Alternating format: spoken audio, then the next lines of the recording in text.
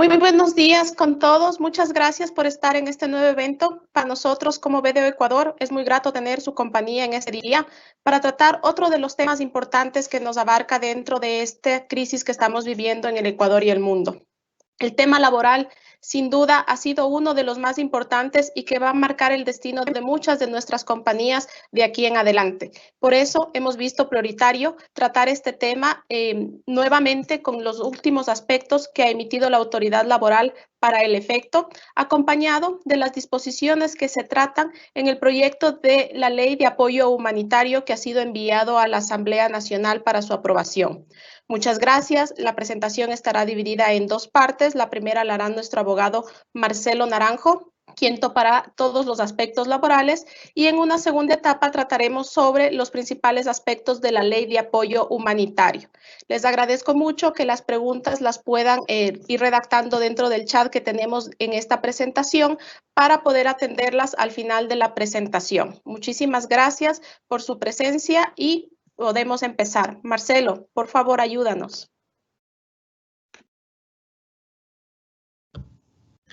Muchas gracias, Verónica, por la introducción. Buenos días con todos los asistentes a este espacio. Como BDO, desde el área legal, tributaria y financiera, hemos estado al tanto de estas nuevas medidas que ha optado el Estado, el Ejecutivo, para tratar de paliar un poco esta crisis humanitaria, esta emergencia sanitaria. En ese sentido, lo que vamos a hacer, como ya lo explicó Verónica, es dividir la charla en dos fases, pero sí es necesario realizar una precisión. Voy a iniciar yo hablando de los aspectos laborales sobre las medidas que ya han salido, incluso algunas un tanto más recientes, pero que ya han estado aplicándose y que siguen en vigencia. Posteriormente a eso, nos remitiremos a analizar un poco el proyecto de Ley Orgánica de Apoyo Humanitario, que es un proyecto, incluso ya la comisión de legisladores que tenía que revisar este proyecto de ley solicitado por el presidente de la República ya ha aprobado el informe para el primer debate, lo hicieron en la noche de ayer. Entonces hay que tener en cuenta que todas estas propuestas que vienen del Ejecutivo van a ser cambiadas. Todavía no hay un texto definitivo. Lo que hay en este proyecto de ley es una propuesta que nosotros como BDO consideramos que es importante conocer cuál fue la intención del presidente de la República, pero también sabiendo que este no es el texto definitivo, sino que tenemos que esperar a que la Asamblea lo someta a debate y que después se sigan los procedimientos de rigor. Dada esta aclaración, nosotros procederemos a analizarlo desde la perspectiva, bueno, desde mi parte, desde la perspectiva laboral, y posteriormente Verónica sobre otros aspectos también relevantes. Entonces, empecemos. Bueno, primeramente, como una introducción, tenemos que recordar que el presidente de la República emitió un decreto ejecutivo mediante el cual se declaró el estado de emergencia, en el cual se ha limitado bastante la movilidad de varios sectores de la industria.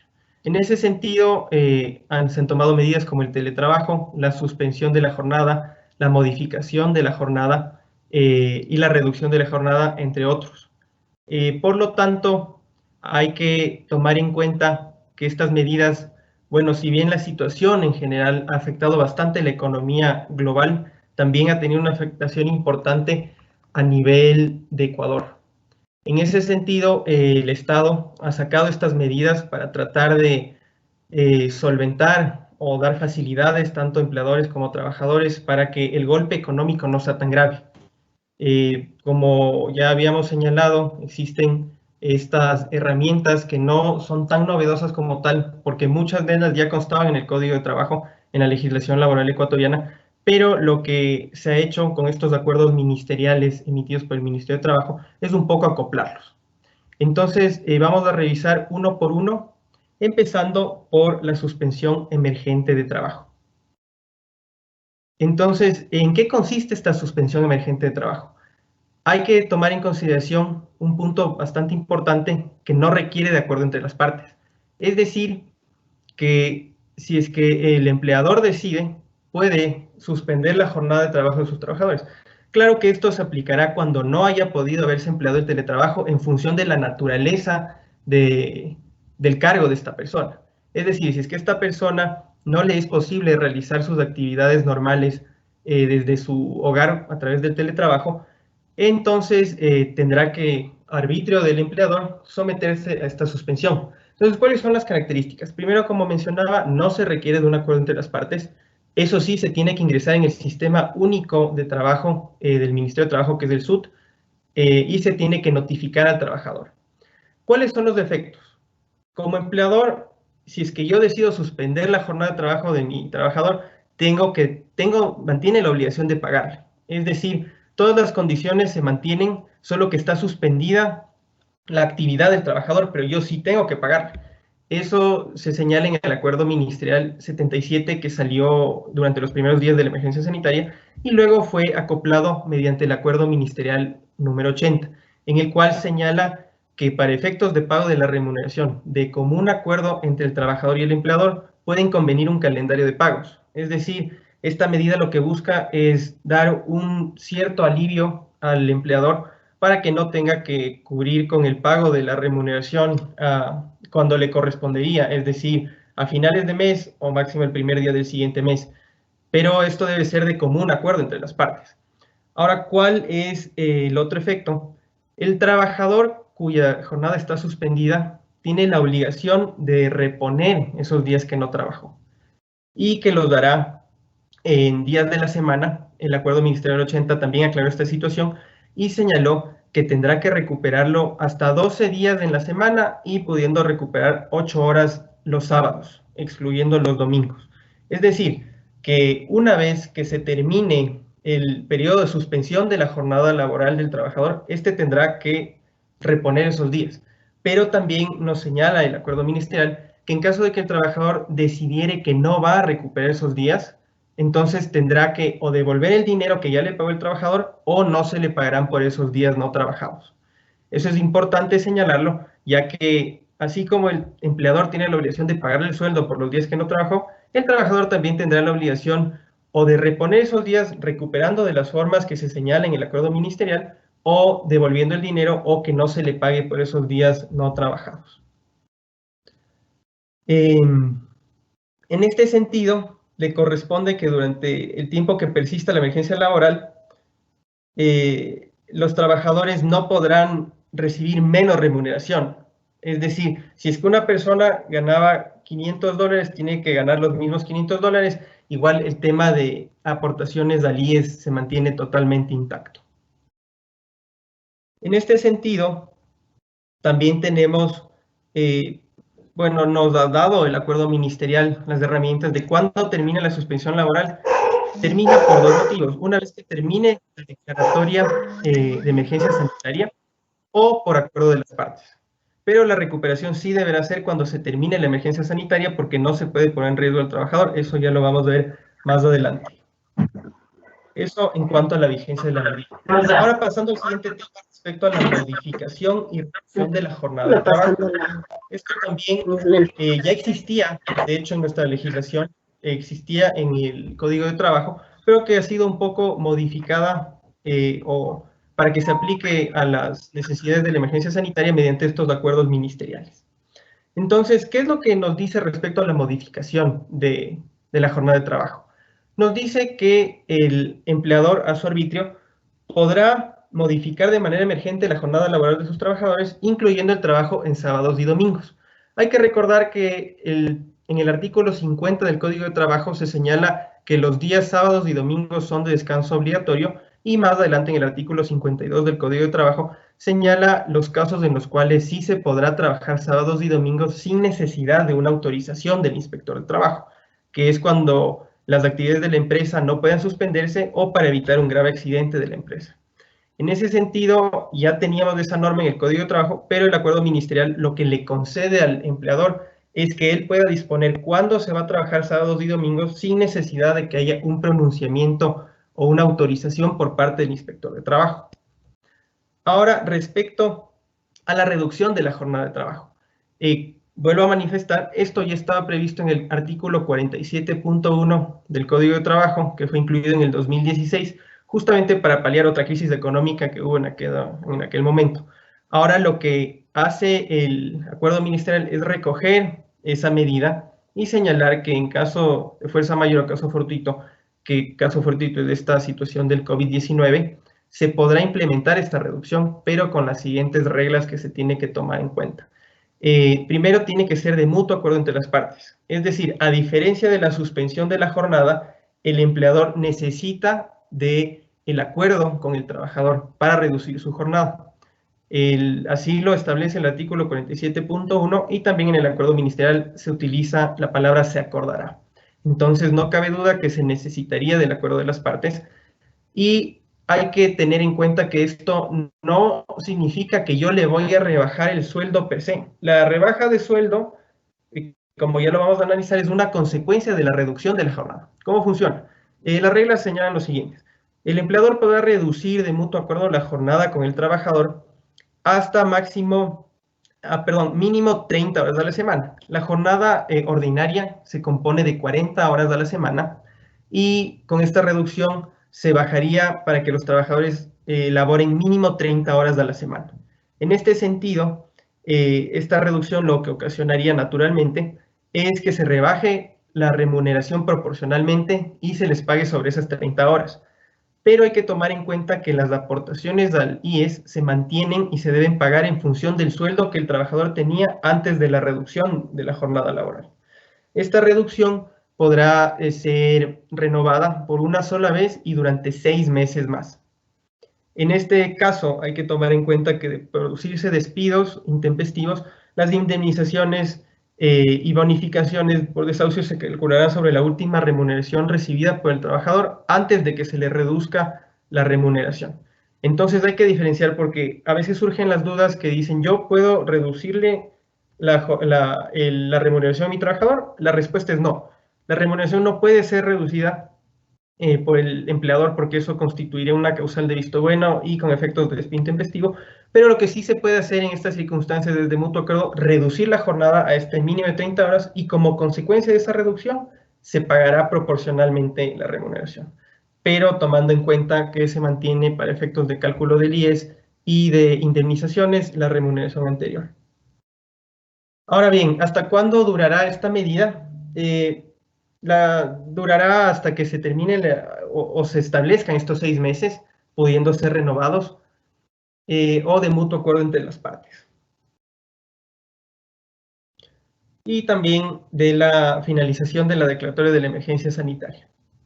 Ahora, avanzando un poco más respecto a la planificación de las vacaciones. Las vacaciones se toman de conformidad con lo que señala el Código de Trabajo. El empleador tiene a su arbitrio señalar con qué fecha los trabajadores van a tomar sus vacaciones siempre y cuando les notifique con 3 meses de anticipación. En este caso, si es que no lo hace, tendrá que esperar a que lleguen a un acuerdo, pero los trabajadores tienen por derecho 15 días de vacaciones anuales. Y si es que el trabajador va más de 5 años en relación de dependencia con el mismo empleador, al sexto ya acumula un año más hasta llegar a los 15 días adicionales. En este sentido, es pertinente revisar qué significan vacaciones acumuladas y qué significan vacaciones anticipadas. Las vacaciones acumuladas son aquellas a las que un trabajador ya tiene derecho al goce. Es decir, si es que yo entré el 1 de febrero del 2019 y ya llego al 1 de febrero del 2020, cumplido un año, porque yo puedo gozar de mis vacaciones a partir del año, y ya llega el 5 de febrero, yo ya tengo 15 días de vacaciones acumuladas.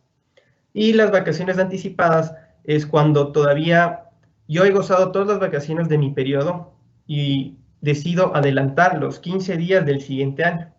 Se hace esta aclaración porque el Acuerdo Ministerial 80 señala que en virtud de la emergencia sanitaria, el empleador tiene la facultad de fijar la fecha de inicio y la fecha de terminación del uso, pero únicamente de las vacaciones acumuladas. Esto quiere decir que si un trabajador mío tiene 30 días acumulados de vacaciones que no ha gozado, en virtud de la emergencia sanitaria, como empleador yo le puedo señalar que se vaya de vacaciones de esta fecha a esta fecha. Es decir, que ya no necesitas de un mutuo acuerdo y no necesitas notificarle con 30 días de anticipación, sino que simplemente se le notifica inmediatamente. Ahora no ocurre lo mismo con las vacaciones anticipadas. En este sentido, sí se necesita que medie un consentimiento entre el empleador y el trabajador. Es decir, que si es que yo como empleador quiero que mi trabajador goce haga uso de sus vacaciones por adelantado, debe versar un acuerdo entre nosotros. Eso respecto a vacaciones. Ahora, siguiendo la línea, el esquema de la presentación, vamos a hablar un poco de los accidentes de trabajo por el COVID-19. Y en este punto es importante señalar lo siguiente. Sin perjuicio de que la emergencia sanitaria haya motivado algunos acuerdos ministeriales que regulen las condiciones de la relación laboral actual, en ciertos temas específicos que estamos conversando, por ejemplo, la suspensión, la reducción de jornada, esto no quiere decir que el resto de derechos y garantías no deban cumplirse. Es decir, para el resto de situaciones todavía opera el despido intempestivo, todavía opera la obligación que tiene el trabajador de notificar por los accidentes de trabajo. Entonces, sin perjuicio de que un trabajador esté laborando desde casa a través del teletrabajo, si es que ocurre un accidente de trabajo, el empleador tiene la obligación de notificar al IES con 10 días término desde que, con un plazo de 10 días desde que se dio el accidente de trabajo para que tenga conocimiento la institución competente, que es el Instituto Ecuatoriano de Seguridad Social. Entonces, vamos a revisar específicamente los casos de accidentes de trabajo por el COVID-19. Aquí es importante realizar una aclaración. Ha salido a conocimiento de muchas personas, muchas empresas, trabajadores y gente que está pendiente de todos los cambios en este asunto de la emergencia sanitaria. De esta guía, se trata de una guía para calificación médica y técnica de accidentes de trabajo por COVID-19. Es importante aclarar que esta guía es de uso interno de los funcionarios públicos del IES. Es decir, todavía no existe una resolución por parte del organismo competente del Instituto Ecuatoriano de Seguridad Social mediante el cual aprueben esta guía o den estas directrices. Pero esta guía sí constituye un manual interno entre nos que está dirigido a dos sectores básicamente. Pero es importante señalar que no existe una resolución como tal que señale que esta guía tienen que aplicar los empleadores o los trabajadores, sino que, como repito, es una guía interna que está dirigida a los médicos ocupacionales y a los técnicos que realizan las investigaciones en caso de accidentes de trabajo. Entonces, bueno, vamos a comenzar analizando. Lo que señala esta guía es que la Dirección General de Riesgos de Trabajo lo que hará es dar las directrices de cómo tienen que operar sus médicos ocupacionales en caso de que el empleador reporte un accidente de trabajo, para lo cual es pertinente señalar cuál es la definición de accidente de trabajo. La normativa ecuatoriana señala que un accidente de trabajo es todo suceso imprevisto y repentino que sobrevenga por causa, consecuencia o con ocasión del trabajo originado por la actividad laboral relacionada con el puesto de trabajo que ocasione que el afiliado tenga una lesión corporal, perturbación funcional, incapacidad o muerte. Es decir, de esta definición es relevante destacar que el accidente tiene que estar vinculado a lo que posteriormente se revisa por los técnicos y por los médicos del IES. Bien. Entonces, según esta guía, que es para aplicación, ¿en qué casos el COVID será considerado o tratado como un accidente de trabajo? Básicamente para dos asuntos, cuando sean trabajadores de empresas públicas o privadas, pero relacionadas con la salud, con servicios de salud. Y también aquellos trabajadores que estén relacionados con actividades básicas que no pudieron haber sido suspendidas. Cuando hablábamos nosotros de la declaratoria de la emergencia sanitaria del estado de excepción, se limitó bastante la movilidad de varios grupos productivos y comerciales del país, pero no existe una restricción para las personas que se encuentran en la línea de los servicios básicos como salud, seguridad y alimentación. Entonces, es importante porque esto debería ser de conocimiento y de interés de aquellas compañías que o están en servicios de salud o que se dedican a estos servicios básicos, como por ejemplo una cadena de restaurantes o que reparte víveres y que no puede suspender sus operaciones, tiene a la persona o el motorizado o la persona que se tiene que trasladar del lugar de abastecimiento del supermercado a dejar las compras y los víveres a una casa. Entonces, es que esta persona, efectivamente, en razón de su actividad, si es que contrajere el COVID-19, se podría considerar como un accidente de trabajo. Entonces, lo que hemos sacado de esta guía, que podría ser de interés para algunos empleadores, es cuál es el proceso que va a seguir el médico ocupacional y que seguramente le va a solicitar al empleador que le entregue documentos y que proceda de la siguiente manera. Entonces, primero se tiene que agendar una cita con el médico ocupacional. En las circunstancias que estamos, la cita y toda la comunicación y el envío de documentos pertinentes que solicite el IES se lo hará a través de medios electrónicos. Incluso la guía es bastante explícita al señalar que las consultas médicas virtuales deberán ser realizadas a través de la herramienta Microsoft Teams. No es ningún tipo de publicidad ni nada, sino que el IES lo ha establecido de esa manera. Entonces, primero se agenda una cita con el médico ocupacional, luego el médico solicitará el envío de información y documentación al empleador y finalmente puede haber una consulta médica a través de estos medios electrónicos. Entonces, para la calificación médica, lo que va a necesitar asegurarse el funcionario del IES es que exista un examen confirmado de COVID-19 del Ministerio de Salud Pública. Es decir, tiene que haber una prueba fehaciente de que el trabajador está diagnosticado, está infectado con el COVID-19 y lo ha solicitado a través del Ministerio de Salud Pública, es decir, o un laboratorio es autorizado por la entidad competente. Adicionalmente, debe existir un certificado médico de reposo o de epicrisis en caso de ser tratados en hospitales públicos o privados y un informe ampliatorio de la empresa o institución donde demuestre las funciones del trabajador, funciones, horarios y certeza de que el mismo estuvo expuesto al COVID-19. ¿Por qué es importante todo esto? Porque cuando hablamos de un accidente de trabajo debe haber una relación causa y efecto o un nexo causal entre las actividades que desempeñaba el trabajador y el contagio con el virus. Entonces, en este caso que habíamos planteado al inicio, sí habría una relación causa y efecto al el trabajador salir, trasladarse de un lugar a otro, posiblemente teniendo contacto con otras personas o con el ambiente o con sectores donde podría haberse impregnado el virus. Como conocemos, el virus puede sobrevivir en superficies algún tiempo y si es que se demuestra eso, puede ser considerado como un accidente de trabajo. Posteriormente, a la calificación médica habrá una calificación técnica, una investigación técnica, tanto para el caso de un accidente de trabajo como de fallecimiento a causa del COVID-19. Entonces, nuevamente se envía documentación por parte del empleador, se lo debe enviar al correo del médico ocupacional, al correo institucional, para que éste lo revise. En caso de fallecimiento, ¿qué es lo que establece la guía? ¿Qué documentos le van a solicitar? Le van a solicitar un certificado de función del registro civil, obviamente, la epicrisis del trabajador fallecido o una declaración por parte de la familia en caso de que no haya sido atendido en una casa de salud, examen confirmando que el COVID-19 fue la causa o que estaba infectado del COVID-19 la persona que falleció y un informe ampliatorio de la empresa o institución que demuestre sus funciones. Entonces, esto es importante porque las compañías y los empleadores deben estar preparados en tener claros cuáles son los documentos que podrían solicitarles, tener claros estos informes que detallen las funciones del trabajador y el por qué estuvo expuesto al virus.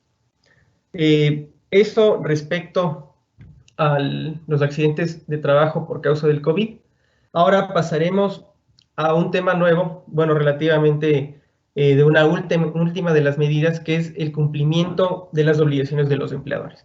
Ya existía un acuerdo ministerial emitido por el Ministerio de Trabajo, en el cual se señalaba cuáles eran las obligaciones de los empleadores frente a sus trabajadores.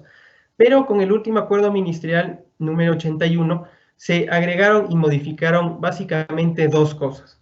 Es decir, que ahora también es obligación del empleador, cuando no pueda realizar pagos de liquidaciones de sus trabajadores ya previamente aprobadas mediante acta de finiquito en el ministerio, o que no les sea posible el pago de multas mediante consignación al ministerio, pues lo que se le está facultando es a que realice un pago, un depósito bancario por el valor de esa liquidación del ex trabajador o de esa multa, con la información bancaria que señala el Ministerio de Trabajo, que señale a través del portal www.trabajo.gov.es, que es la página web oficial del Ministerio.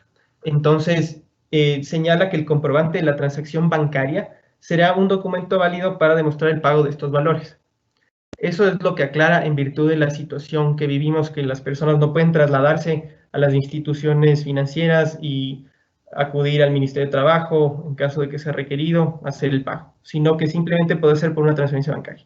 Y el otro punto que es ya mucho más relevante, que constituye una nueva obligación para los empleadores, es en el escenario en que los empleadores decidan dar por terminado el contrato de trabajo a sus trabajadores utilizando la causal de fuerza mayor o caso fortuito determinada en el numeral 6 del artículo 169 del Código de Trabajo.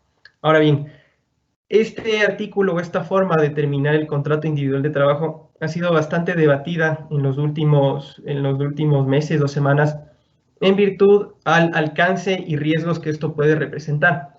Ya nos vamos a referir un poco más adelante a esto, pero vamos a terminar de explicar que cuando un empleador decida dar por terminado el contrato de trabajo a sus trabajadores por medio de esta causal de fuerza mayor o caso fortuito, tiene la obligación de ingresar al sistema del Ministerio de Trabajo los fundamentos, los motivos fundamentados por los cuales él optó por esta medida. Y tendrá que hacerlo en 24 horas a partir de que termina la relación laboral con el trabajador. Entonces, los fundamentos que sustenten la terminación deberán ser subidos mediante forma electrónica y aparte notificar al trabajador por cualquier medio de notificación. Es decir, que al trabajador se le tiene que dar a conocer expresamente que él ha sido terminado su contrato de trabajo por esta causal. Los empleadores que no cumplan con esta disposición se les sancionará conforme al mandato 8. El mandato 8 señala que las sanciones podrán ir de hasta, son de 3 a 20 remuneraciones básicas unificadas. Eso quiere decir que el tope serán $8,000. Es importante que si se decide optar por esta opción, se cumpla en el plazo de 24 horas de subir toda esta información que acabo de señalar al Sistema Único de Trabajo.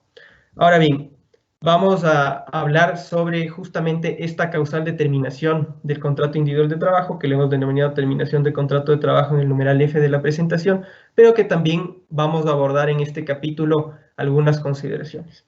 Bueno, primeramente es importante determinar e identificar cuáles son las formas que el empleador o que los trabajadores pueden dar por terminado el contrato de trabajo. El artículo 169 del Código de Trabajo las enumera taxativamente y de las que conocemos con más precisión son las por voluntad de las partes, que es la mal llamada renuncia voluntaria. Esta mal llamada renuncia voluntaria se configura cuando una persona señala que ya no quiere trabajar, por lo general es el trabajador, señala que ya no quiere trabajar en la empresa, presenta su renuncia y esa renuncia tiene que ser aceptada por el empleador. Ahí se configura el mutuo acuerdo. Como podemos ver, el artículo 169 del Código de Trabajo no estipula taxativamente la renuncia voluntaria, pero se encaja de esta terminación de mutuo acuerdo de las partes. También tenemos los casos de visto bueno, que tienen que configurarse algunas causales en el Código de Trabajo como faltas graves para que el empleador o el trabajador pueda tener autorización de dar por terminada la relación laboral. Ahora bien, como parte de esta lista también está el artículo que hemos hablado ya tantas veces, que es el numeral 6, que se refiere al caso fortuito o a la fuerza mayor. Antes de continuar, es importante señalar que por lo menos a la fecha de hoy no existe una disposición legal que señale que se prohíbe el despido de los trabajadores. El presidente de la República en sus cadenas iniciales dijo que estaban prohibidos los despidos, pero aparte de que él haya manifestado esa intención, nunca se instrumentalizó por vía legal ninguna prohibición a los empleadores para que despidan a sus trabajadores. Es decir, que los empleadores pueden de hecho despedir a sus trabajadores, pero siempre y cuando los trabajadores no se encuentren en las prohibiciones que ya señala el Código de Trabajo. Por ejemplo, que no se configure el despido ineficaz despidiendo a una mujer embarazada o en periodo de lactancia, dirigentes sindicales o cuando se compruebe que el despido fue hecho a causa de discriminación. Pero fuera de esos casos sí se puede despedir a las personas. Obviamente se tiene que tomar en cuenta que existirán indemnizaciones como la indemnización de despido intempestivo y bonificación por desahucio. Ahora bien, vamos a revisar exactamente lo que señala el artículo 169, numeral 6. Me voy a permitir leer y vamos a explicar punto por punto los elementos constitutivos y el nexo causal. El numeral 6 del artículo mencionado señala que el contrato individual de trabajo puede terminar por caso fortuito o fuerza mayor que imposibiliten el trabajo, como incendio, terremoto, tempestad, explosión, plagas, guerra, etc. Y en general cualquier otro acontecimiento extraordinario que los contratantes no pudieron prever o que previsto no lo pudieron evitar. Entonces, podemos identificar dos elementos que son sustanciales para la aplicación de este artículo. Primero, tiene que darse la fuerza mayor o el caso fortuito. Y segundo, a causa de esta fuerza mayor o caso fortuito debe darse la imposibilidad de trabajo. Es decir, que debe haber un nexo causal, una relación causa y efecto para que los trabajadores ya no puedan desempeñar sus funciones y que el empleador pueda optar por esta alternativa. Ahora bien, lo que nos dice el Código Civil, que es el cuerpo normativo, es la norma supletoria del Código de Trabajo en estos casos, sobre la fuerza mayor o el caso fortuito, es como lo señala el artículo 30 del Código Civil, se llama fuerza mayor o caso fortuito el imprevisto que no es posible resistir, y da más ejemplos. Pero no nos da más luces, así que tenemos que proceder a analizar la doctrina y la jurisprudencia, que varios autores han definido que el caso fortuito se enfoca más a hechos de la naturaleza que no se pudieron prever o controlar, por ejemplo, un terremoto, que no hay forma científica de determinar cuándo ocurrirá, un incendio, si es que no pudo haber sido previsto con anterioridad, un deslave, una tormenta o una inundación. Y el caso fortuito, ese es el caso fortuito. Y la fuerza mayor se enfoca más a actos humanos.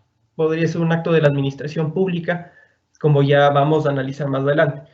Ahora, es decir, que este artículo operaría cuando ocurra un caso fortuito, una fuerza mayor. En el caso en cuestión, el COVID-19 podría ser considerado, al ser una pandemia y un virus, como un caso fortuito, pero a causa de este caso fortuito, valga la redundancia, se debe haber producido la imposibilidad de trabajo, pero en razón a algunas revisiones de sentencias y para determinar cuál es la línea que los jueces han manejado, identificamos algunos riesgos en la aplicación de este artículo. Como por ejemplo, existen casos en los cuales algunos empleadores intentaron utilizar esta causal, pero los jueces hacen el ejercicio analítico de señalar que no es suficiente con que haya existido la fuerza mayor del caso fortuito para que se aplique de cajón esta terminación laboral si es que la empresa puede seguir laborando. Es decir, esto aplicará cuando una empresa se vea afectada de forma tal que tenga que cerrar sus operaciones, pero que se justifique y que se compruebe con estados financieros o cualquier otros medios probatorios que a causa del COVID-19 no puede operar más, ya agotó la suspensión de trabajo, ya agotó la reducción de trabajo, ya agotó algunas alternativas que le prueben al juez que ya no hubo ningún otro remedio que cerrar. Ahí podría ser, pero también tenemos el caso de los casinos. A partir del 2019, cuando se decidió que las actividades de casinos y juegos de azar ya no serían permitidas, muchas compañías que se dedicaban totalmente a este servicio tuvieron que cerrar. Incluso algunos empleadores intentaron aplicar el 169.6 diciendo que era un caso de fuerza mayor y que podían dar por terminado el contrato de trabajo con sus trabajadores sin pagar indemnización de despido intempestivo. Pero en una sentencia que pudimos revisar, el juez señala que sin perjuicio de que se haya ocasionado el cierre de estas empresas por la decisión popular, por consulta popular y porque fue declarado como una actividad que no puede ser efectuada, sin perjuicio de todo eso, al liquidar el negocio, tienen que indemnizarles con bonificación de desahucio y despido intempestivo a sus trabajadores. Entonces existe ese riesgo. Lo que nosotros recomendamos desde el punto de vista jurídico es que se debe analizar cada caso. Es decir, todas las compañías son diferentes, cada compañía tiene circunstancias financieras y jurídicas distintas y económicas distintas. Entonces, sería un error pretender que se pueda aplicar este artículo de forma general a todas estas compañías. se tiene que analizar cada una de forma particular y conociendo que puede haber un riesgo para ver si es que se puede tomar una decisión. Contestando una pregunta frecuente, si es que yo cierro y liquido mi negocio, ¿puedo aplicar este artículo? Para esto hay que tomar en cuenta que ya existe en el Código de Trabajo, en el artículo 193, una situación como esta, que señala que en caso de que se liquide el negocio, el empleador tendrá que pagar al trabajador liquidación de despido intempestivo y desahucio. Dice, los empleadores que fueren a liquidar definitivamente sus negocios, hay que dar aviso a los trabajadores con anticipación de un mes y el anuncio surtirá los mismos efectos del desahucio, punto 1. Y si por efecto de esta liquidación el empleador termina las relaciones laborales, debe pagar a los cesantes la bonificación e indemnización prevista en los artículos 185 y 188 que nos hablan del desahucio y del despido intempestivo. Entonces, volvemos a reiterar, esto es una situación que tiene que ser analizada desde varios puntos, tanto jurídico, financiero y económico de una compañía para ver si es que la mejor alternativa es aplicar este artículo o no, porque esto podría causar contingentes a futuro y la persona que tiene la última palabra y que va a resolver sobre la controversia será el juez de trabajo. Bueno, el código también, bueno, dentro de este capítulo, como había indicado, vamos a revisar algunas alternativas que tiene el empleador para que no cierre. Lo que también se ha comentado bastante últimamente son los casos de licencias sin sueldo. Para esto hay que aclarar que en la normativa vigente en el Código de Trabajo existe ya una única situación en la que se puede pedir una licencia sin remuneración o licencia sin sueldo, y es cuando la madre o el padre, una vez terminado el periodo que les corresponde por ley de maternidad o paternidad, quieren quedarse durante 9 meses más con su hijo recién nacido, pueden solicitar una licencia sin remuneración. Entonces, esto es por voluntad de los trabajadores, se les solicita al empleador y el empleador podrá conceder que durante 9 meses adicionales, desde que se ha terminado el periodo de maternidad, puedan quedarse con su hijo y sin pagar ningún tipo de remuneración. Ese es el caso que está previsto en el Código de Trabajo, pero se han estado pensando algunas alternativas para que de mutuo acuerdo el trabajador pueda solicitar esta licencia sin sueldo al empleador y que esto último se la conceda. Pero hay que tomar en cuenta que lo que esto representaría es que el trabajador deje de recibir sueldo completo y solamente reciba su remuneración en función a los días trabajados. Hay que recordar que en la Constitución, a partir del artículo 325, están los principios y los derechos constitucionales de corte laboral. Es decir, los derechos laborales de cada persona los señala expresamente la Constitución, que serán irrenunciables.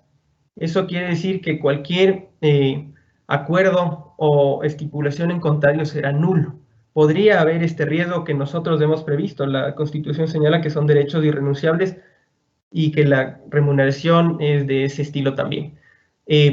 Puede ser que sea viable si es que hay el mutuo acuerdo de las partes, pero eso no quita que existe un riesgo. Y los trabajadores tienen el derecho a reclamar el reconocimiento de sus derechos laborales durante 3 años, a partir de que se comete la falta, la nulidad o se termina la relación laboral. Entonces, podría ser una alternativa, pero es siempre pertinente identificar este riesgo. Bueno, pasando un poco ya al proyecto de ley orgánica de apoyo humanitario, es importante hacer énfasis nuevamente que este proyecto fue enviado por el Ejecutivo, por el Presidente de la República el 16 de abril del 2020 y constituye simplemente un proyecto que ya fue incluso revisado por la Comisión Legislativa y el informe para primer debate ya fue aprobado la noche de ayer. Esto quiere decir que no es una ley que está en vigencia todavía, es un proyecto de ley que tiene que ser tratado y discutido en la Asamblea, y una vez que la Asamblea, perdón, ya haya efectuado sus observaciones o cambios o lo que sea, el presidente podrá también revisarlo nuevamente y podrá aceptar o negar parcialmente. En todo caso, nosotros hemos visto una necesidad de revisar este proyecto para ver cuál fue la intención del presidente de la República para dar algún tipo de solución a la emergencia sanitaria en varios aspectos. Yo les voy a explicar los aspectos laborales, pero sin antes recalcar nuevamente que este proyecto no está en vigencia y se va a discutir en la Asamblea. Ahora bien, Este proyecto se divide en 5 capítulos, referentes a crear un régimen de contribuciones temporales, que serían impuestos básicamente, generar ayuda humanitaria en sectores afectados por la pandemia, crear una cuenta nacional de ayuda humanitaria, sustentar y mantener las fuentes de trabajo, que es a lo que yo me voy a referir en un momento, y el régimen temporal de incentivos y de acuerdos. Bien, ahora nos vamos a referir en mi parte a los temas relativos al trabajo y a las medidas laborales. Para esto, el capítulo 4, que trata de las medidas para apoyar la sostenibilidad, que constan en el proyecto de ley, lo separa básicamente en acuerdos de preservación de fuentes de empleo, un contrato especial emergente, reducción de jornada laboral, nuevamente vemos el tema de la reducción de jornada, goce de vacaciones, nuevamente, seguro de desempleo y un tema que es respecto a las aportaciones del IES. Entonces, revisemos el primer punto. Cuando hablamos de acuerdos de preservación de fuentes de empleo, hay varios temas a considerarse. En este proyecto de ley, la intención del presidente fue que tanto los empleadores como los trabajadores lleguen a un acuerdo que permita garantizar la estabilidad de los puestos de trabajo y frenar posibles despidos, porque la idea es que se den acuerdos modificando las condiciones de la relación laboral para que la empresa no cierre. Entonces, es importante que estos acuerdos se tienen que notificar necesariamente al Ministerio de Trabajo, y hay algunas condiciones que sí han llamado bastante la atención, que es a lo que yo me voy a referir a continuación. La primera es que la empresa o el empleador tiene que entregar sus estados financieros y cualquier otro documento que sustente cuál es la realidad financiera de la empresa. Estos documentos se los tiene que entregar a los trabajadores para que ellos puedan ser testigos o verificar que la empresa está mal, porque si es que uno se quiere llegar a acuerdos, quiere decir que la crisis sanitaria afectó de tal manera a la empresa que esa afectación se puede ver reflejada en los estados financieros. Entonces, la primera condición para conseguir estos acuerdos es que el empleador les entregue los estados financieros a los trabajadores. Otra de las condiciones es que durante la vigencia de este acuerdo hay algunas prohibiciones, entre las cuales ahí sí se prohíbe, disculpen, los despidos, se prohíbe la distribución de los dividendos, se prohíbe la reducción del capital de la empresa y se prohíbe los gastos innecesarios o suntuarios. Entonces, hay algunos candados que se le pone al empleador que no podrá ejercer, y también hay que tomar en cuenta que estos acuerdos son aprobados por la mayoría de los trabajadores. Incluso si es que se aprueba por la mayoría, también tendrán efectos sobre los trabajadores que no aceptaron. Hay un tema de redacción en el proyecto de ley que señala que tendrán que ser aprobados por la mayoría de empleadores y trabajadores y que también afectará a los empleadores que no acepten esto. Entonces eso suponemos que se trata de un error de redacción, o se va a obligar al empleador a que ejecute los acuerdos que él no decidió. Pero bueno, eso seguramente será revisado y valorado posteriormente a través del proceso legislativo pertinente. Otra de las características es que estos acuerdos laborales constituyen un título ejecutivo, es decir, un documento en donde se encuentre una obligación que puede ser exigida por la vía ejecutiva, es decir, por la vía de un juez. Si no se negan estos acuerdos y que son acuerdos de corte imprescindible, se le faculta a la empresa o al empleador para que inicie un proceso de liquidación de la misma. Pero si nos enfocamos a analizar un poco esto, si es que ocurre esa situación, tampoco es que le beneficia a la empresa, ya que el efecto, como vimos hace un momento, de la liquidación de un negocio es que se aplique el artículo 193 del Código de Trabajo y tenga que indemnizar a sus trabajadores tanto con bonificación con desahucio como con una indemnización de despido intempestivo. Ahora, también es importante resaltar que el proyecto ha señalado que durante la vigencia de este acuerdo, en caso de que sí se llegue al acuerdo, cualquier desvío o uso indebido de recursos de la empresa a favor de accionistas o de administradores de la misma puede ser considerado como una causal de quiebra fraudulenta. La quiebra fraudulenta está tipificada en el Código Integral Penal, pero habría que ver si es que se pasa esta medida y habría que ver las repercusiones ya con un experto en materia penal. No obstante, se ha colocado en este proyecto de ley que, como vemos, hay varios puntos y aristas que podrían ser pulidos. Un punto importante también es que Para llegar a estos acuerdos entre el empleador y los trabajadores, se les da facultado que utilicen la herramienta de la mediación, que en todos casos creo que es una herramienta bastante útil y bastante válida, y que en caso de intervención de un tercero podrán ellos acudir a una mediación. Ahora, respecto al contrato especial emergente. Este contrato que ha propuesto el Ejecutivo no es nada más que un contrato a plazo fijo, que es la modalidad de contratos que existían antes. Entonces, las características son las siguientes. ¿Para qué personas aplicaría? Aplica para todo tipo de empleador. Puede ser que el empleador sea una persona natural, una persona jurídica, es decir, una empresa. Puede ser nueva o puede ser que ya existía en el tiempo. ¿Para qué casos? Es cuando existen nuevas inversiones, nuevas líneas de negocio, ampliaciones o extensiones, modificaciones del giro del negocio o incremento de la oferta de bienes y servicios. Es decir, se comporta bastante amplio, le da bastantes opciones al empleador. Por ejemplo, una compañía textil que se dedicaba a producir únicamente camisetas y que ahora ve que por la necesidad del estado de emergencia pueden dedicarse a producir trajes de protección o mascarillas, entonces amplían una línea de negocio adicional a la que ya estaban produciendo y puede ser que sean susceptibles de emplear este contrato. Ahora, ¿cuál es, como su nombre lo indica, como yo ya me referí hace un momento, tiene un plazo fijo de hasta 2 años, que podrá ser renovado por una sola ocasión y por el mismo periodo de 2 años más. Entonces, ¿qué es lo que le está permitiendo al empleador? Es decir, yo tengo esta necesidad actual, voy a contratar nuevo personal, pero sé que puede ser hasta 2 años, sin que yo al terminar ese contrato tenga que pagar una indemnización por despido intempestivo. Es importante aclarar que una vez que se termine este plazo estipulado de los 2 años, sí debería haber una bonificación por desahucio, pero de ninguna manera una indemnización por despido intempestivo porque se cumple el plazo. Ahora, si es que yo pacto que va a ser 2 años y decido despedirle a los 6 meses, puede ser que sí aplique el despido intempestivo porque no se está cumpliendo el plazo. ¿Cuál sería la jornada de esta nueva modalidad contractual? El proyecto establece que puede ser una jornada parcial o una jornada ordinaria de mínimo 20 horas y hasta 40 horas a la semana en máximo de 6 días a la semana y sin sobrepasar las 8 horas diarias. En relación a la remuneración y beneficios, serán proporcionales de acuerdo a la jornada. Ahora vamos a topar un tema que ya ha sido bastante reiterado en cuanto a las medidas que ha adoptado el Estado para paliar la emergencia sanitaria y es este tema de la reducción de jornada laboral. Como habíamos visto anteriormente, como está prevista en el Código de Trabajo y en los acuerdos ministeriales, la reducción de la jornada necesita del mutuo acuerdo de las partes. Se reducirá la remuneración en función de las horas, obviamente como un efecto de la reducción de la jornada, pero para efectos del IES y para efectos de indemnizaciones se iba a tomar el sueldo que tenía el trabajador antes de su reducción.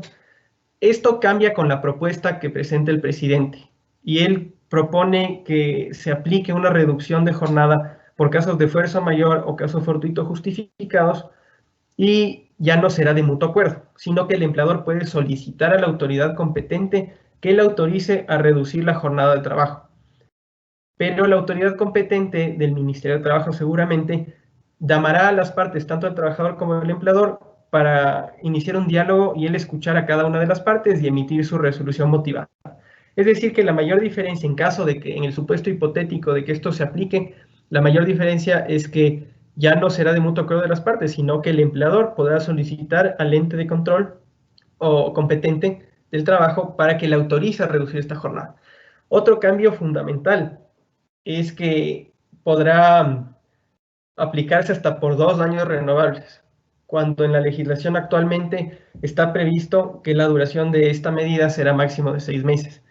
Y algo aún más importante es el tema de la remuneración y del IES, porque ahora, como está planteada la propuesta del proyecto de ley, se pagará la remuneración en base a la jornada reducida y el IES también se pagará en base a la jornada reducida. Es decir, que si es que yo ganaba $1,000 y me reducen la jornada y ahora yo gano $700, ya las aportaciones del IES serán sobre esa nueva remuneración ya reducida, que es lo contrario a lo que pasa actualmente.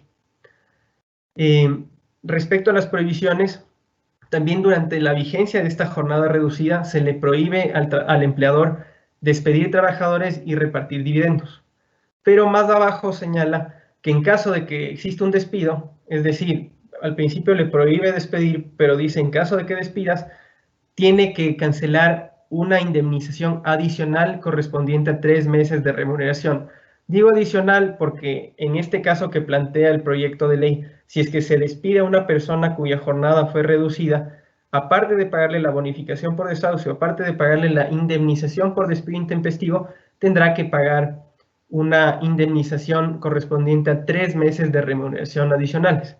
Recordemos que la indemnización por despido intempestivo, de conformidad con el artículo 188 del Código de Trabajo, señala que si una persona trabaja de 1 a 3 años de antigüedad y es despedida, tendrá derecho a que la indemnización sea correspondiente a su remuneración mensual multiplicada por 3. Pero si es que trabaja más de 3 años, tendrá derecho al valor correspondiente a una remuneración mensual multiplicada por todos los años de servicio, mientras que el desahucio es del 25% de la última remuneración multiplicada por los años de servicio. Entonces podemos ver que sí está generándose como que una sanción importante. Ahora, respecto al goce de vacaciones. En el proyecto de ley se establece que los empleadores podrán notificar de forma inmediata a sus trabajadores con la obligación de gozar vacaciones devengadas o adelantarlas hasta por 2 años. Aquí ya se elimina cualquier tipo de mutuo acuerdo. Es tajante, el empleador, si es que decide, le dice: usted se va de vacaciones de esta fecha a esta fecha. Puede ser que hayan sido vacaciones devengadas, significan las que ya tiene acceso, pero que todavía no ha gozado, y las que va a adelantar son las que tendría de periodos futuros, y nos pone un límite que podrán ser de hasta 2 años. Es decir, que puedo obligarle, o imponerle al trabajador que tome sus vacaciones de hasta un periodo futuro de 2 años. Y esta medida la podrá aplicar en 2 años a partir de que se apruebe la ley y que se publique en el registro oficial. Ahora bien, como punto último, vamos a hablar un poco del seguro de desempleo, que sabemos que es una figura jurídica que ya estaba en nuestra legislación, pero se modifica un poco las características. Por ejemplo, en el supuesto de que el proyecto de ley entre en vigencia y no se haya modificado esta parte, los afiliados al IES que por una relación de dependencia, que tenían relación de dependencia, hubieran sido despedidos por sus empleadores durante los meses de abril, mayo, junio y julio, que son los afectados por la pandemia, tendrán derecho a solicitar el seguro de desempleo, siempre y cuando acrediten 24 aportaciones no simultáneas y siendo las 6 últimas continuas e inmediatamente anteriores a la contingencia. Otro de los requisitos es que estén desempleados por más de 7 días y que puedan solicitar este seguro de desempleo desde el 8º día al día 45. Y finalmente, no deben ser jubilados. Ahora, esto, como podemos ver, trata de beneficiar un poco a las personas que han sido despedidas durante estos años de afectación, pero tienen que ver esas consideraciones. Ahora, por último, el IES ha concedido una extensión en la cobertura de las personas que hayan quedado cesantes en los meses de abril, mayo, junio y julio. Es decir que, por ejemplo, en el caso de una persona con relación de dependencia que fue despedida en estos meses y que no aportó voluntariamente, quedó cesante, el IES le da un periodo de cobertura de 60 días adicionales. Y también lo que otorga es facilidades de pago a la seguridad social para micro y pequeñas empresas. Se enfoca exclusivamente en este tipo de sociedades y lo que dice es que podrían realizar los pagos de las obligaciones pendientes al IES únicamente de los meses de marzo, abril, mayo y junio del 2020 sin que existan intereses ni multas y tampoco se generará responsabilidad patronal. Ahora, una última aclaración antes de pasar al resto de la presentación es que respecto a los accidentes de trabajo por COVID-19, que ya revisamos la guía cómo estaría operando internamente el IES, es importante aclarar que en los siguientes meses, bueno, vamos a operar como país con el sistema de semáforos. Esto quiere decir que algunas provincias o algunos cantones, que será decisión de los alcaldes de cada una de las administraciones, podrán decidir paulatinamente el retorno a las actividades de cada compañía y cada industria. Entonces, es importante que se tome en cuenta para las empresas que cuando ya se aplique esta medida, que pasemos de un semáforo rojo a uno amarillo o uno verde, que van a ir saliendo poco a poco sus trabajadores, que se tome en cuenta esta situación del COVID, que podría considerarse como accidente de trabajo si es que existe el nexo causal entre las actividades que realizaba el trabajador con el contagio. Por ejemplo, si es que decidimos volver a la normalidad los que estamos en teletrabajo y nos trasladamos a la oficina y por ese traslado me infecté de COVID por llegar a mi lugar de empleo, sí podría haber una contingencia por ese sentido. Eso sería mi exposición. Les agradezco mucho su atención. Posteriormente tendremos un espacio para realizar preguntas y reiterar que como Grupo BDO contamos con un equipo de expertos en materia legal, laboral, también tributaria y financiera, y estaríamos encantados de poder proveer nuestros servicios, especialmente en estos tiempos de emergencia sanitaria, en las cuales debemos revisar todas las medidas que ha otorgado el Estado para un poco mitigar el efecto económico nefasto en los empleadores. Muchas gracias y les dejo con Verónica Peña. Muchas gracias, Marcelo. Qué interesante lo que nos acabas de comentar. Antes de iniciar con mi presentación, quisiera quedarme con una de las frases que tú has mencionado que creo que nos puede servir a todos los que estamos el día de hoy en esta charla. Y es que es muy importante estar bien asesorados. Es muy importante conocer las disposiciones que se están poniendo sobre la mesa para el manejo de los trabajadores durante esta crisis. Pero es mucho más importante saber cómo aplicarlas y aplicarlas adecuadamente, ya que puede ser una buena herramienta y si no las hacemos bien podrían convertirse en una contingencia muy grande para la compañía. Es con lo que yo me he quedado un poco de lo que tú nos acabas de mencionar y creo que comparten algunos de los participantes de este criterio que yo les menciono y es importante, asesorémonos. Contemos con especialistas laborales como Marcelo que nos puedan guiar sobre cómo utilizar adecuadamente estas herramientas y optimizar el recurso. Estamos en época de optimizar recursos y de ver las alternativas que más nos convengan para las entidades. Continuando con el tema de la ley de apoyo humanitario, sin duda uno de los puntos importantes y el que quizás ha causado un poco más de debate dentro de la Asamblea es el tema de las contribuciones únicas y temporales. Este término, contribuciones temporales y únicas, no nos es diferente, ya lo vivimos en una etapa cuando fue el terremoto y se creó la ley de solidaridad, ya tuvimos un tipo de estas contribuciones y ahora se crean dos nuevas contribuciones. La primera es una contribución humanitaria para personas naturales y la segunda es una contribución humanitaria para las sociedades. Estas contribuciones, ¿a quiénes tienen como sujetos pasivos?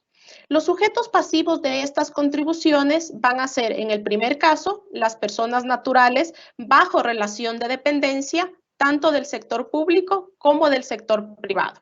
También se constituyen en sujetos pasivos de estas contribuciones aquellas personas que realicen actividades económicas y hayan generado ingresos durante el año 2019.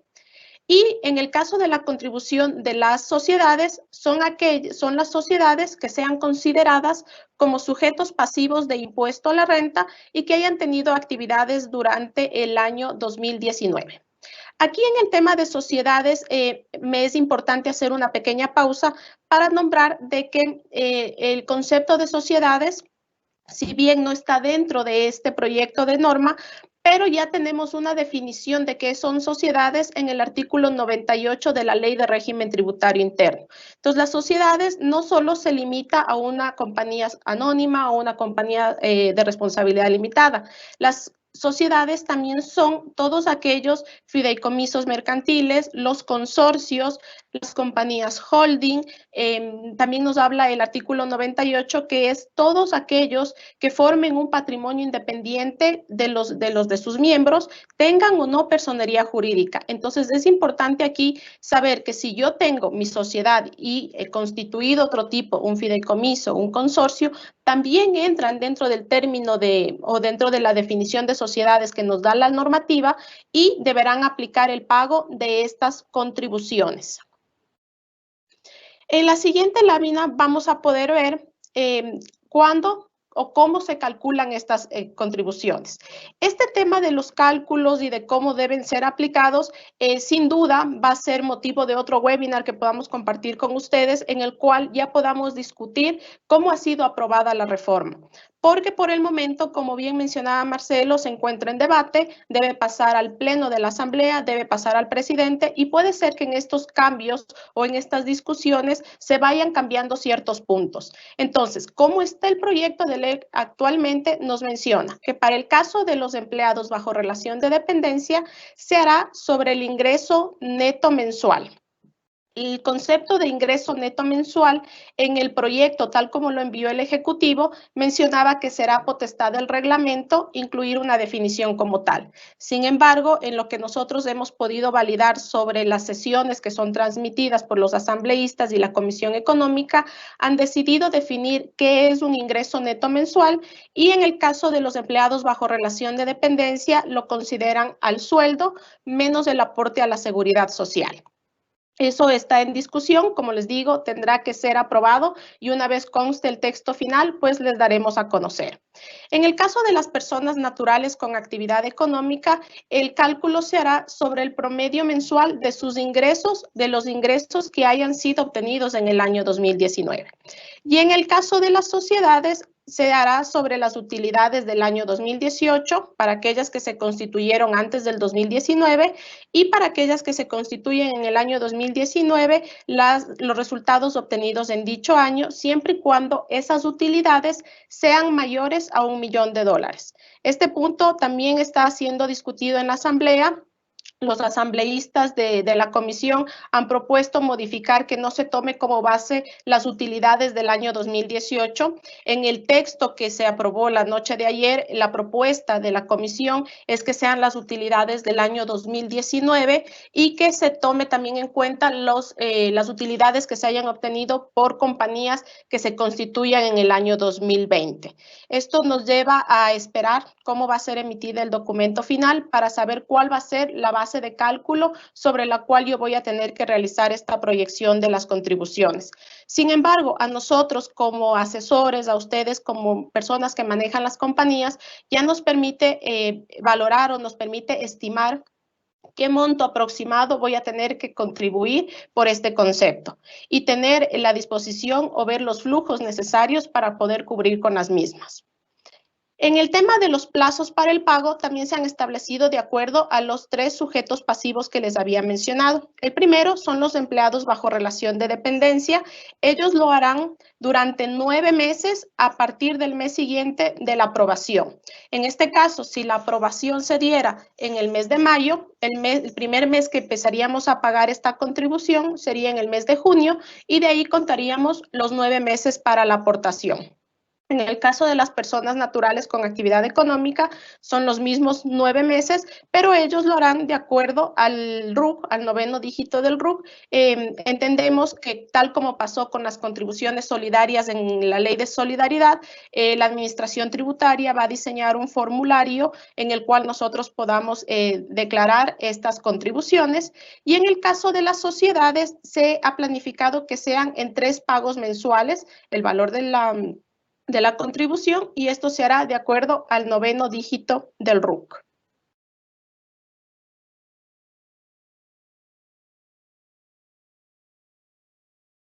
¿Quiénes se constituyen en agentes de retención? Si bien en el caso de las personas que tienen una actividad económica y de las sociedades, ellos son los obligados a presentar su declaración, los empleados bajo relación de dependencia no tienen la facilidad de estar conectados o de reportar al Servicio de Rentas Internas, que es el que recolecta este tipo de contribuciones. Por lo tanto, en el caso de estas personas, de los empleados bajo relación de dependencia, tanto del sector público como del sector privado, serán los empleadores quienes se conviertan en agentes de retención. Es decir, es responsabilidad del empleador cada mes hacer el cálculo de la contribución, retenerla previo al pago de su sueldo y pagarla a la administración tributaria con el fin de cumplir con el pago de esta contribución única. La normativa o el proyecto de ley, como se encuentra hasta el momento debatido, prevé que haya algunas exenciones, es decir, ciertos casos en los cuales no se aplique el pago de esta contribución única. Y bueno, esto es normal dentro de toda la normativa o todos los aspectos tributarios, siempre se crea la norma general y las exenciones. En tema de aplicación tributaria, pues las exenciones deben ser claras y deben estar expresas dentro de la normativa para poder ser aplicadas. Sin embargo, dentro de este proyecto de ley, delega mucho la aplicación o la forma de cómo se van a aplicar estas exenciones, tanto al reglamento que deberá sacar esta ley, como a la administración tributaria que debe perfeccionar el uso correcto de estas exenciones. ¿Cuáles son? Primero, se define de que no se incluya para el cálculo a las pensiones y los incentivos jubilares. Es decir, todas las personas que estén recibiendo esto, pues no tendrán que incluirlo dentro de sus ingresos netos para poder calcular la contribución. También se da que tanto para los ciudadanos como para las sociedades o sectores que han sido gravemente afectados por el COVID, se puede crear una exención o no paguen este tipo de contribuciones. En este punto, la normativa solo señala sí, pero entendemos que la línea va a ser que logremos demostrar cuáles han sido las afectaciones que nuestro negocio, sea por la actividad económica de una persona natural o sea por el de la sociedad, mi sector, se ha visto afectado. Aquí cobra un poco de mayor importancia, más bien, el tema de cómo estoy llevando a cabo los registros contables durante este tiempo, cómo estoy reflejando las pérdidas que he dejado de percibir, cómo puedo demostrar que perdí. Tengo un presupuesto de inicio de año en el cual proyectaba un determinado número de ingresos y tengo un presupuesto ahora ajustado, dado a la nueva realidad en la cual demuestre que estoy perdiendo. Esta información va a ser documentos sustentatorios para pedir que yo tenga una exención o exoneración en el pago de estas contribuciones. Y en el caso de las personas con discapacidad, se estima que se haga una reducción del 50% a la contribución.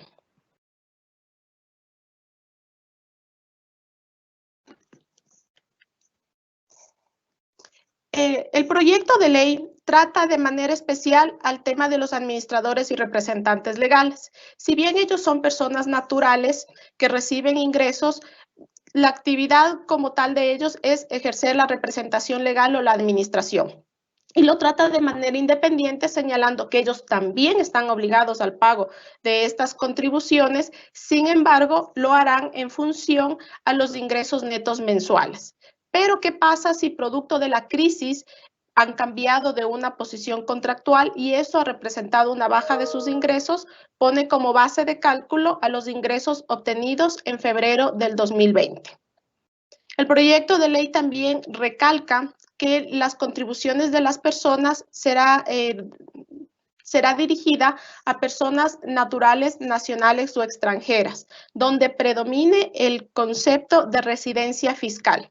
La residencia fiscal no tiene nada que ver si yo estoy presente en el Ecuador en el momento de la crisis o no, sino se refiere a si cumplo los preceptos que nos dice la ley y el reglamento para ser considerado como residente fiscal ecuatoriano. ¿Cuáles son esos? Que yo haya permanecido en el territorio 183 días o más, que yo tenga mis lazos familiares más cercanos en el país, que la mayor fuente de mis ingresos provenga del Ecuador. Soy considerado un residente fiscal ecuatoriano y por lo tanto estoy obligado al pago de estas contribuciones independientemente de si estoy o no en ese momento dentro del país. Aquí tenemos la tabla. La tabla del cálculo de la contribución para las personas naturales se aplicará tanto para aquellas bajo relación de dependencia como para aquellas que se encuentran con actividad económica. Esta tabla, el Ejecutivo dentro del proyecto de ley ha propuesto que inicie con una base de $500 y que tenga una tarifa de hasta el 35%. Este es uno de los puntos más discutidos dentro de las bancadas en la Asamblea, en el cual se busca que no sean 500, sino que sea un valor mayor. En el último informe que nosotros pudimos ver el día de ayer, de acuerdo a anuncios de la prensa, se buscaba que la tabla inicie en 720. Irá progresivamente aumentando hasta llegar al mismo 35%, pero que se buscaba de que el valor aumente, que era también un pedido de las asociaciones de los trabajadores. Sin embargo, Esto debemos tomar en cuenta que únicamente podrá ser establecido una vez se emita y se publique en el registro oficial la normativa para saber en función a qué yo debo hacer el cálculo. Pero sin duda lo que va a cambiar es la base de aportación, pero el mecanismo de cálculo no va a cambiar, va a ir aumentando el tema de la tarifa excedente, pero llegará siempre a un 35%.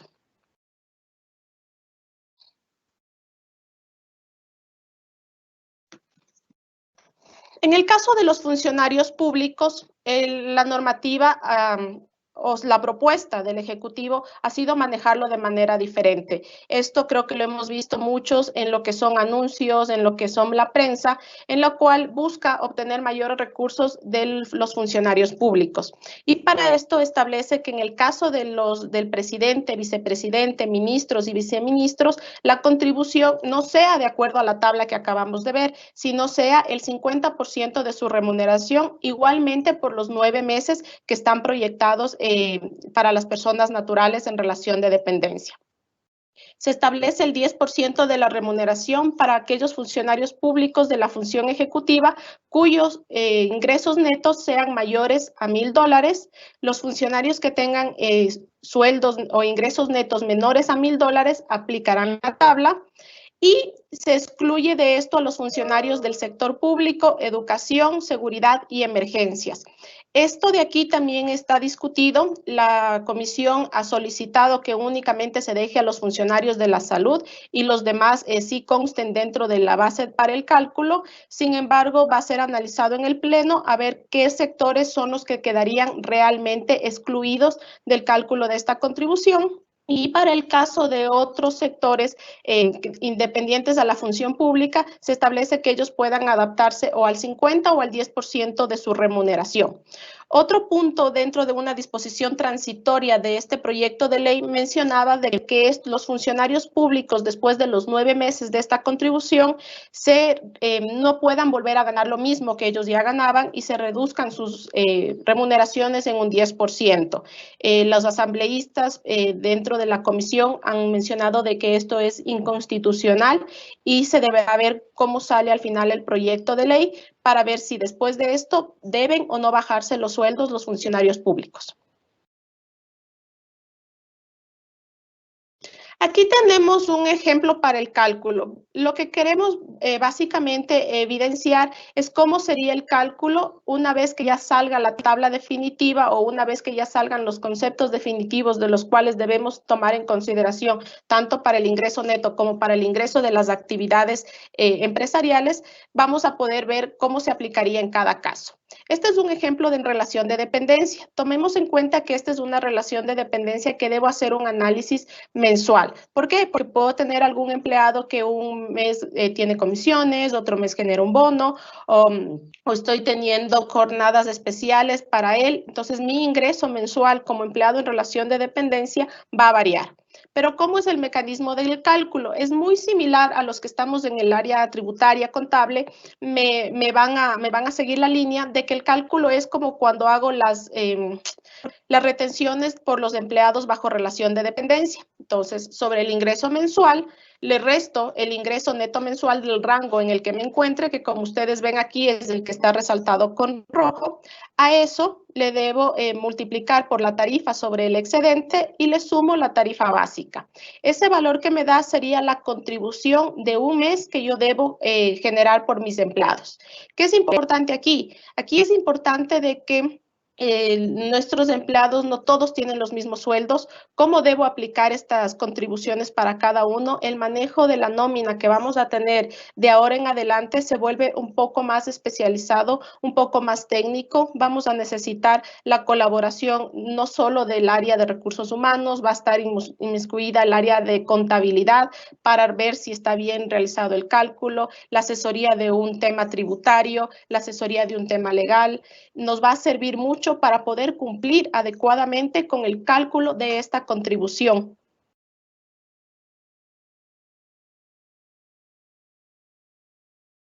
En el caso de las sociedades, nos habla de que la tarifa será del 5%.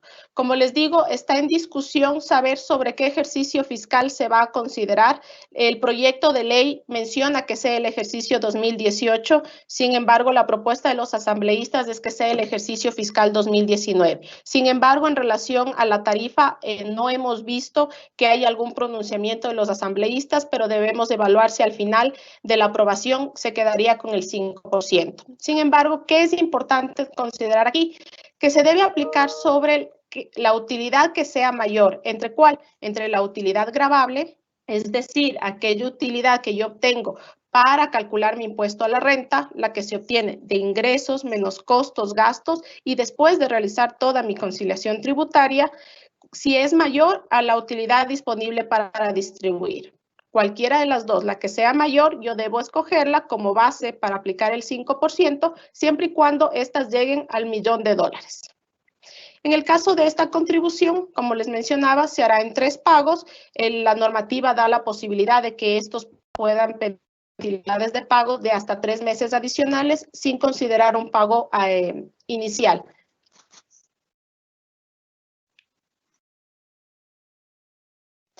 Multas e intereses. El proyecto de ley incluye cómo se deben hacer los cálculos por multas e intereses.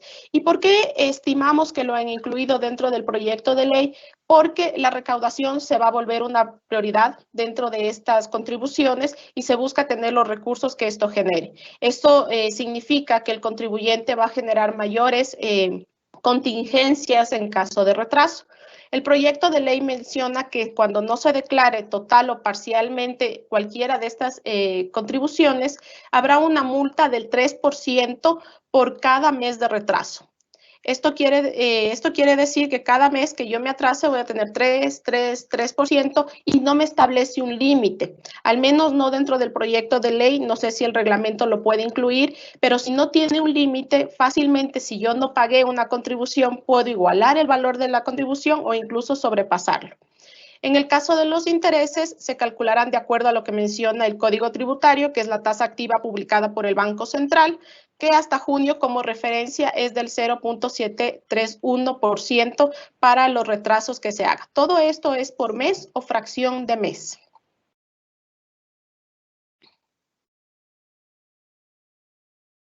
Las contribuciones, como también lo podemos recordar un poco en lo que fue la Ley de Solidaridad, estas contribuciones no dan derecho ni al uso de crédito tributario, ni pueden ser tomadas como deducibles para la determinación del impuesto a la renta. Deducibles, ¿por qué no? Porque la normativa básicamente nos señala de manera general que serán deducibles todos aquellos pagos que se hagan con el objeto de obtener, mantener y mejorar la renta gravada. Esta contribución es básicamente por ayuda o por gestionar una recaudación, es temporal, es única, entonces no me está ayudando a generar mis rentas gravadas, por lo tanto es en esa línea que se ha determinado o se aclara de que no tienen derecho ni a crédito tributario ni a la deducibilidad de estas contribuciones para el pago del impuesto a la renta del año en el que se generan, es decir, del año 2020.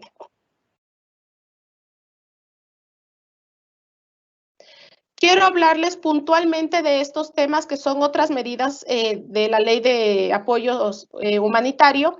No tienen que ver en el tema tributario netamente, son otro tipo de medidas, pero quiero ser puntuales de manera que ustedes se queden con la idea de lo que esto significa y una vez tengamos el webinar en el cual ya demos a conocer la ley aprobada, pues podamos atenderlas más profundamente para saber cuáles son los beneficios o cómo podemos optar por este tipo de medidas. La primera medida que se incluye es en el tema del pago de los servicios básicos. Se prohíbe el incremento de tarifas durante 6 meses para los servicios básicos y los servicios de telecomunicaciones que sean prestados por entidades públicas o privadas.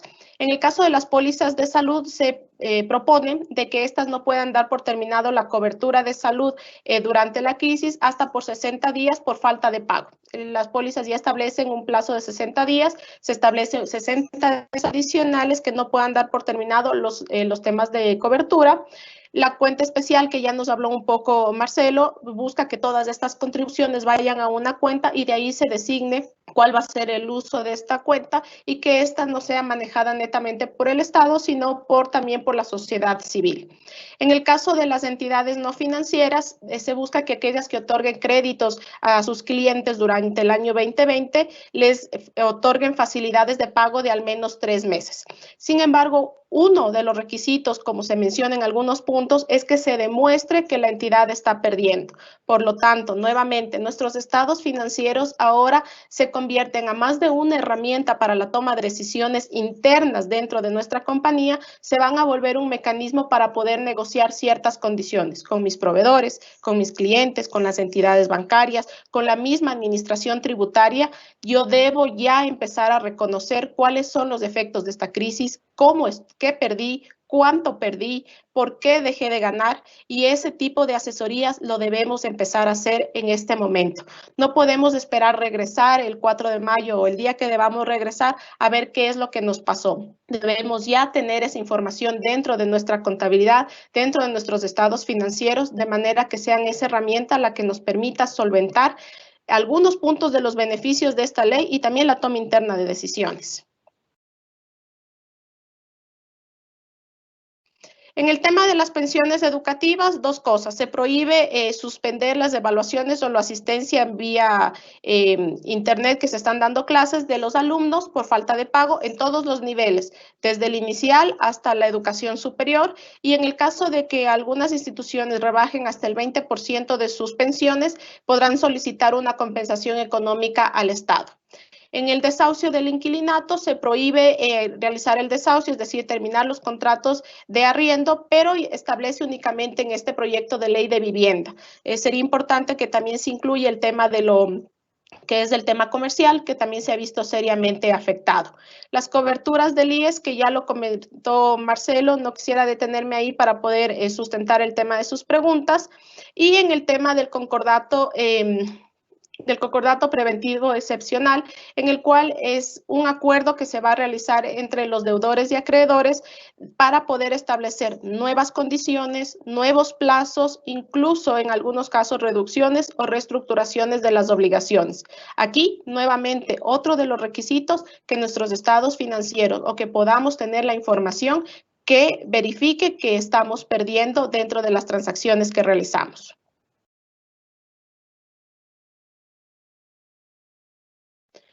Esta lámina básicamente habla de que no se van a considerar como impagas ciertas faltas de compromiso que se ha tenido producto de la crisis, tanto en la ley de fomento como en la ley de progresividad tributaria establecía el pago de facilidades de pago para ciertas obligaciones, que si las mismas no han sido cumplidas dentro del estado de excepción, en un caso se amplía para septiembre de 2020 y en el siguiente caso el Servicio de Rentas Internas ampliará hasta 12 meses posteriores al salir de la crisis sanitaria. Básicamente son remisiones que estaban previstas en estas normativas y que aplicaron ciertos contribuyentes nada más.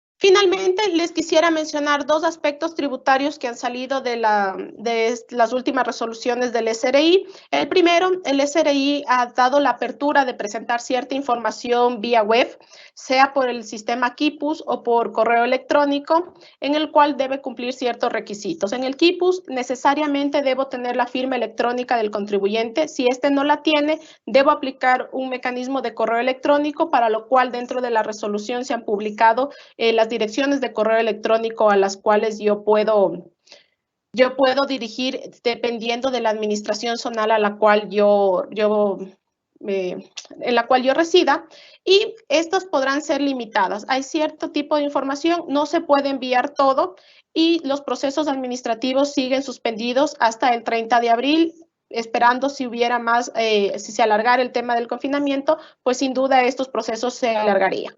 En el tema del Quipus, uno puede solicitar la clave por primera vez, puede pedir la reapertura del RUC, puede incorporar actividades dentro del RUC, puede inscribir a sociedades, siempre y cuando básicamente estas sean de alimentación o de soporte de salud ante la crisis. Básicamente, información que tenga con el inicio de las operaciones. Vía correo electrónico se limita mucho lo que es el acceso a esta información. Se puede pedir certificados de residencia fiscal, se puede pedir respuestas a ciertas inquietudes por parte de la administración tributaria, pero lo que no podemos hacer es enviar procesos administrativos de reclamos de pago indebido o pagos en exceso. No podemos hacer consultas tributarias, ni se puede seguir procesos de impugnación a actas de determinación que se hayan realizado durante este periodo. Esos procesos siguen suspendidos, solo se han habilitado ciertas funciones, sea vía Quipus o vía correo electrónico. Y finalmente, quisiera terminar con algo que ya lo vimos en el último webinar, pero simplemente para aclarar el tema de los porcentajes de retención que cambiaron del 1 al 1,75 y del 2 al 2,75. La resolución número 30 eliminó los servicios que ahora son grabados con el 1,75. Adquisición de todo tipo de bienes de naturaleza corporal, pagos por aseguradoras y reaseguradores, servicios prestados por medios de comunicación, arrendamiento mercantil y actividades de construcción. Estos antes estaban grabados con el 1, ahora se encuentran con la retención del 1,75. ¿Desde cuándo aplica esto? Desde el 1 de abril del año 2020. Esto es un tema para recordar, no quisiera detenerme mucho ahí, quisiera que ya despedirme, estamos acabando esta intervención. Muchísimas gracias por su tiempo, ha sido un tema bastante amplio, ha sido un tema que nos ha tomado algún tiempo, pero que es necesario. En este tiempo de crisis nos tenemos que preparar más, nos tenemos que educar un poco más, tenemos que estar acorde a las nuevas normativas que se han dado para el efecto y necesitamos que nosotros, como asesores, estar mucho más cerca de ustedes como nuestros clientes. La lámina que ustedes ven aquí han sido algunos de los servicios que BDO ha desarrollado para poder afrontar este tema de crisis pensando en las necesidades de las compañías en este momento. ¿Por qué vemos estos servicios? Porque sabemos que va a haber mayor presión. ¿Por qué digo mayor presión? Porque nuestros accionistas van a estar más interesados en buscar resultados, las autoridades o los organismos de control van a estar más interesados en encontrar soluciones, en poder recaudar impuestos de nuestra parte. Nuestros trabajadores van a estar más presionados, entonces buscamos que esa presión sea direccionada ¿con quién? Con asesores, con estrategas que podemos ser nosotros para su organización y podamos colaborar con ustedes. Hay que reinventarnos, esto ya lo hemos escuchado en algunos webinars que nosotros mismos hemos dado, hay que reinventarnos, la normalidad o la vida como la concebíamos cambió y eso nos obliga a evaluar cómo están nuestros sistemas internos, a ver cómo está nuestro negocio. Nuestro modelo de negocio es importante ahora, tiene que reinventarse, tiene que verse las actividades que crean valor dentro de la organización. En el aspecto tributario, el evaluar los beneficios a los que tenemos derecho se vuelve prioritario. Necesitamos liquidez, necesitamos recursos y necesitamos ver qué beneficios podemos aplicar para optimizar el manejo de nuestros impuestos y si tenemos algún valor por recuperar, es el momento de hacerlo. No es un proceso largo, no es un proceso que cause contingencias, es un proceso simplemente que debe ser llevado de manera ordenada, de manera adecuada y con los sustentos para garantizar que estos tengan un beneficio al final y que podamos tener éxito en esta gestión. Y finalmente decirles que ahora es el tiempo de hacer un análisis integral de nuestras compañías en todos los aspectos, en el aspecto laboral, en el aspecto societario, en el aspecto contractual, en el aspecto de precios de transferencia a los que pertenecemos a un grupo económico, porque estos van a tomar mayor sentido en los resultados que busquemos tener al final del año para poder salir de esta crisis que la estamos viviendo todos en diferentes proporciones. Muchas gracias por su tiempo. Voy a dejarles también la última lámina, que son los contactos de las personas que podemos atenderles. Si nosotros no podemos solventar el día de hoy todas sus inquietudes, les agradezco, por favor, con toda la confianza, nos puedan enviar un correo electrónico para poder solventar esas inquietudes y a continuación leeremos algunas de las que tenemos en fila. Muchas gracias.